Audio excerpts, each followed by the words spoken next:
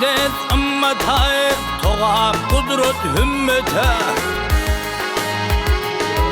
Yeşerin adu nığmetini Duzu saçıgay hürmet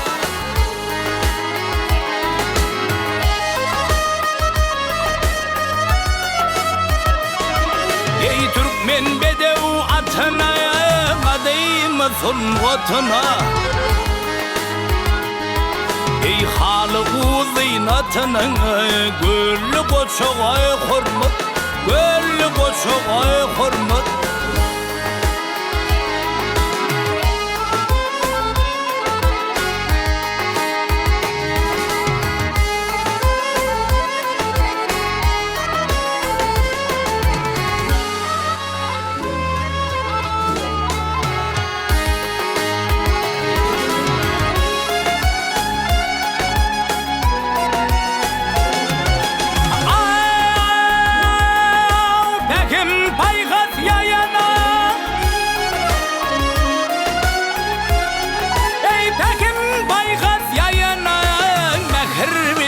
Soyuna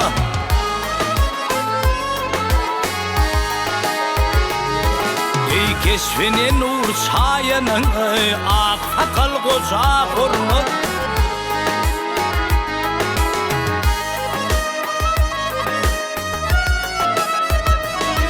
Ey vatanı ker insanı Zahayet kıl şaryana Halkını mehrivanı arka dağıma hürmet Ey halkını mehrivanı arka dağıma hürmet Ol mehrivanı